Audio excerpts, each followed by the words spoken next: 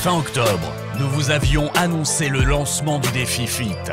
4 membres de Sport Club, accompagnés de professionnels du sport, se donnent 1 an pour atteindre leurs objectifs. Ce défi, il commence par une phase de test chez SSE, Sport Sciences Expertise, un centre sportif basé à Reims où les athlètes viennent évaluer leurs performances, s'entraîner et progressent grâce à l'accompagnement proposé par SSE. Le 24 octobre dernier, Elodie, Fabien, Julien et Alex ont pu obtenir un premier bilan de leur corps. Bonsoir. Bonsoir, putain, c'est surprenant. Le mec, il est là. Bah, dis donc. Il nous attend derrière, tu sais. Comment ça va se passer? On va faire d'abord tous les tests complémentaires. On va faire la taille, la masse, la souplesse, l'équilibre. Ça va durer à peu près un quart d'heure. Et après, on part sur le test sur le premier. J'expliquerai le test vraiment quand on sera sur le fait accompli, d'accord? On va aller à la calorie. On va commencer par la taille qui est juste là-bas. Hop. On va aller aussi haut. Vas-y, le dos bien collé contre la toise, les pieds bien joints, la tête bien droite. Tu regardes bien devant toi. Ok, tu peux t'enlever. Et on est à 1,69 pour Julien. J'ai perdu de la taille. Depuis le début, je dis que je fais 1m71, c'est pas vrai en fait. 1,69 pour Julien. Pareil, les dos collés contre la toise, tu regardes bien droit devant toi. Ok, tu peux t'enlever, ouais. On est à 1,59. Ah, moi c'est bon. Ok, tu peux t'enlever. 1,81 et demi. Et le dernier du coup c'est Fabien, c'est ça? C'est ça. Oui, oui. Ok, super, tu peux t'enlever. On est à 1,82. Ah, c'est ça la vignette. Il me faudrait les âges. Alors ça c'est le pourcentage de masse grasse, 9,9%. Le poids on est à 56,8. Ok, tu peux descendre. Et le taux d'hydratation on est à 59,1. Bien hydraté Alex. J'adore l'eau. Ouais. Et pas suffisamment hydraté Fabien. Tu manques un peu d'eau. 46. Ouais, 46,1. Il y a un truc, il y a un pourcentage précis à voir ou pas? Ah, il faut dépasser les 50%. C'est l'idéal. Et la masse graisseuse, ça représente quoi? La masse graisseuse, alors déjà en fonction des hommes et des femmes, ça n'a rien à voir. C'est-à-dire qu'une femme dans la moyenne sportive va être autour de 25%, chez un homme ça va être 12%. Et après, il y a aussi en fonction des âges. C'est-à-dire que plus on vieillit, moins on a de masse musculaire, donc forcément la masse adipeuse est plus importante. Et dans ce cas-là, on va être autour de 20 ans, chez les hommes autour de 10%. Mais le top, hein, l'optimal je parle. Au-dessus de 35, 12, 13. Au-dessus de 40, on va être autour de 15-16 et ça va augmenter un peu comme ça. C'est-à-dire qu'une personne qui a 60 ans, qui a 17-18% de masse grasse, elle est en excellente santé par exemple. En tout cas au niveau de la masse grasse. Et chez les femmes, ça va être 25-30%. On part sur le petit test de souplesse. Donc là, c'est juste pour mesurer la souplesse de la chaîne postérieure.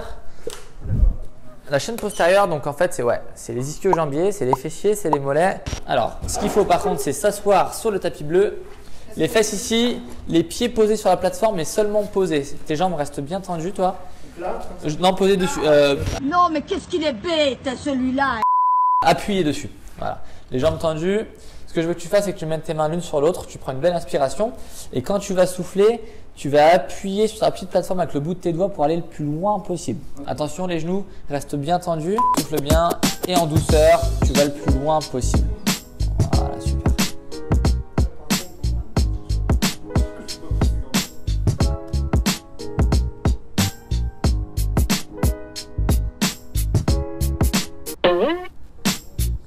Ok, 5,1 et 6,1.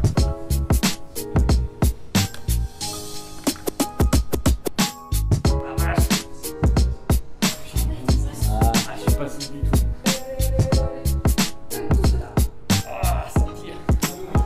Ok. Voilà, super. Non, pour le coup, là, c'est juste des tests complémentaires. L'analyse se fera à la fin. L'intérêt, c'est juste de voir est-ce que la chaîne postérieure, donc les ischio-jambiers, les mollets, les fessiers, sont suffisamment souples parce qu'ils sont mis à contribution de façon importante quand tu cours en fait. Et c'est très lié à un risque potentiel de blessure s'il y a des raideurs vraiment accentuées là-dessus. C'est juste ça. C'est pas un test approfondi, c'est juste pour donner des indications, des axes très rapides en disant bah, attention, il y a une petite indication à peut-être creuser. Mais du coup, ça se travaille. Bien sûr. Le dernier test avant de passer sur le test vraiment fatidique, on va faire un petit test d'équilibre assez banal. Ce que je vais vous demander de faire, c'est de vous mettre sur un seul des deux pieds. On va le faire chacun son tour ou 2 sur 4 à chaque fois que je puisse avoir le temps de mesurer. On se met sur le pied droit, on laisse les mains sur les hanches. Le pied gauche, il va se mettre au niveau du genou. Il va venir toucher le genou, d'accord?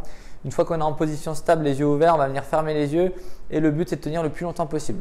En position, les yeux fermés, on y va. Tous concourent pour le titre de grand gagnant de Koh-Lanta et les 100 000 euros, premiers aux vainqueurs. Au départ, ils sont 20. À la fin, il n'en restera qu'un.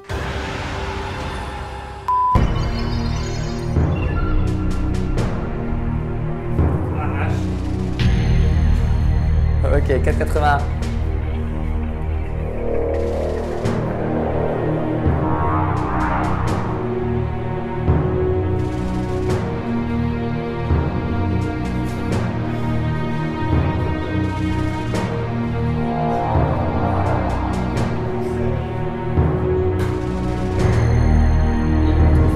Ouais, t'inquiète pas. Ok, 32.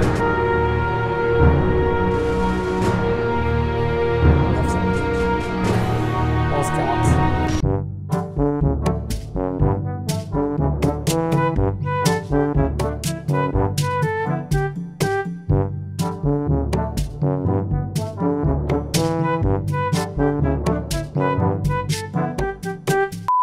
Là, je vais en avoir pour une petite dizaine de minutes. Je vais rentrer tes informations dans l'ordi. Je vais calibrer l'appareil pour que les mesures soient très pointues.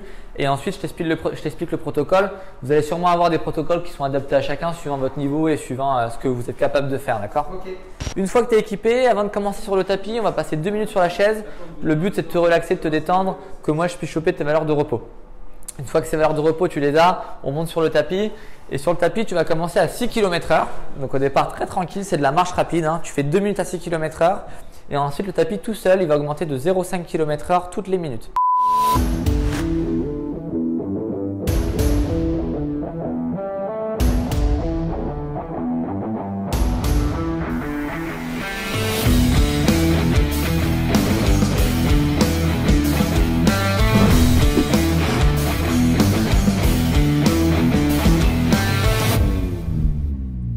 Le VO2 par kilo, c'est sa VO2 max. C'est le volume d'oxygène qu'il inspire, le volume de CO2 qu'il expire. Et le RER, c'est le quotient respiratoire. En fait, c'est ce qui permet de déterminer est-ce qu'il est plus en train de consommer du sucre ou plus de la graisse pour créer son effort.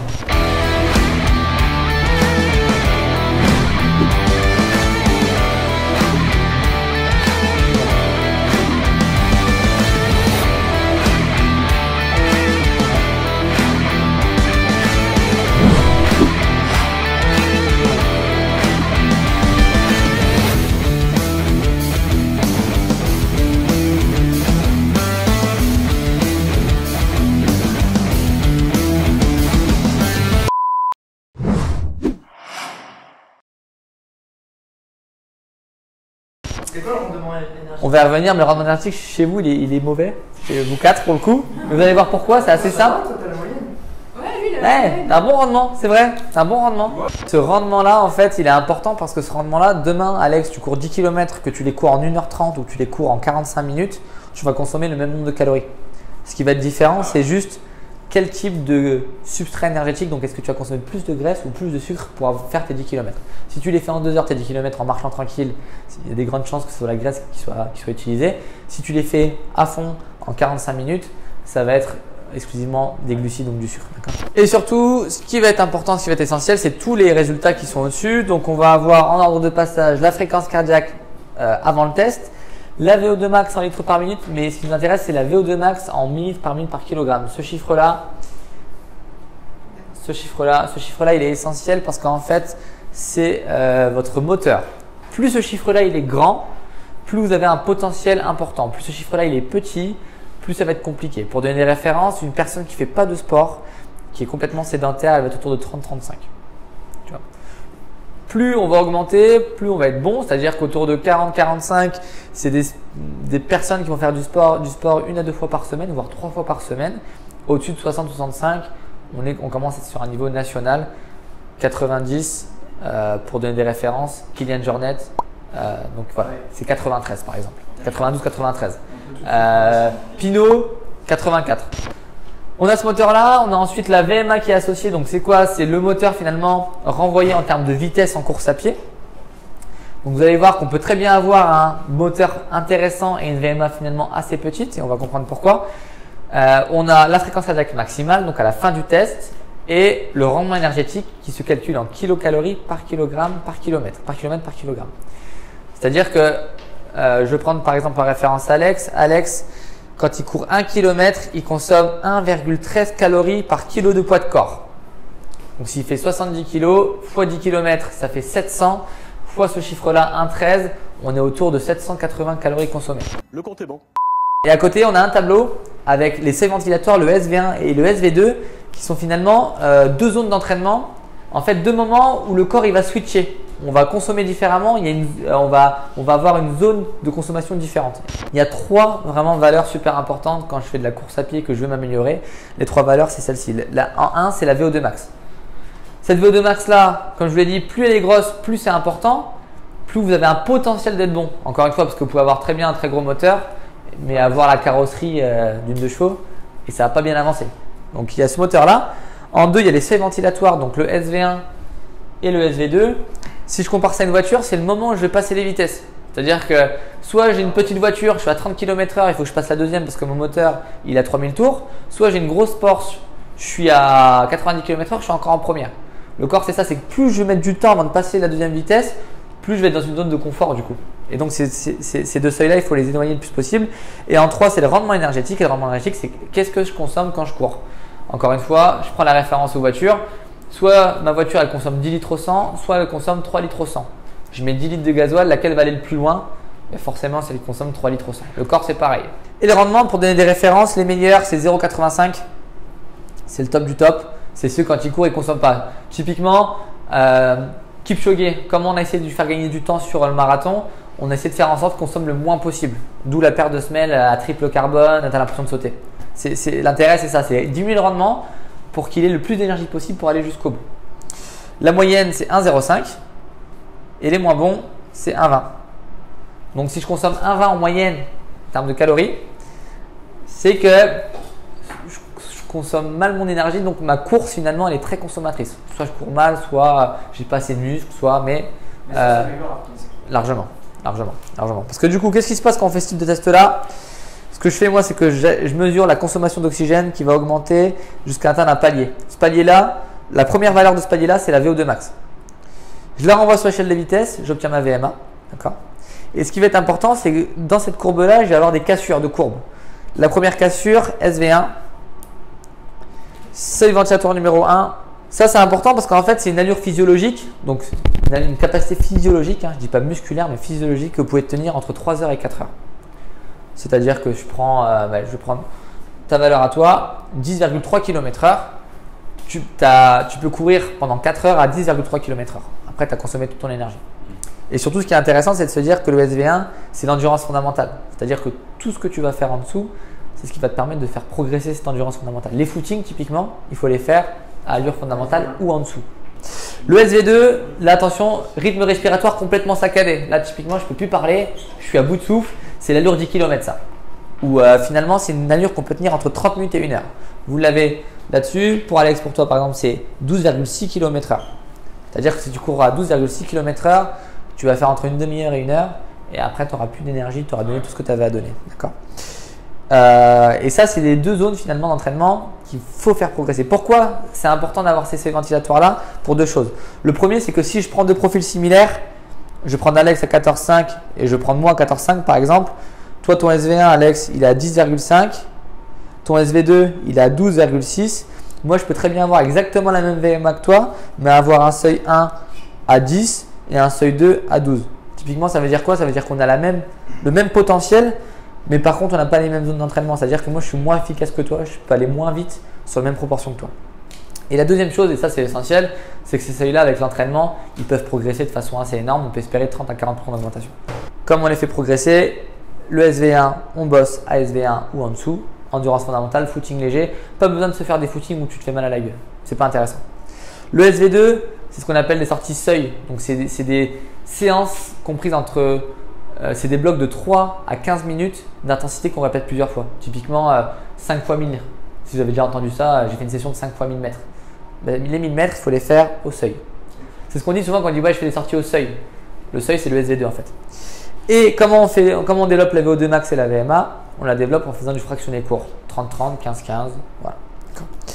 Ce rendement aussi, il est essentiel ce rendement-là parce que je prends toi comme cas Julien, avec ta VO2 max, tu as réussi aujourd'hui à aller jusqu'à 13,5. Cette VO2 max là, tu reviens dans 6 mois, elle n'a pas bougé et pourtant tu as réussi à aller jusqu'à 16 km/h. On se demande pourquoi, tout simplement parce que ton rendement se sera amélioré. C'est-à-dire que ton énergie, au lieu de finir d'utiliser à 13,5, il te restera encore du temps pour aller jusqu'à 15, jusqu'à 16 peut-être. D'accord. Donc ce rendement-là, il est essentiel. Et encore une fois, c'est vraiment une des valeurs qu'on utilise beaucoup chez les sportifs de très haut niveau pour les aider à progresser. Comment on augmente ce rendement?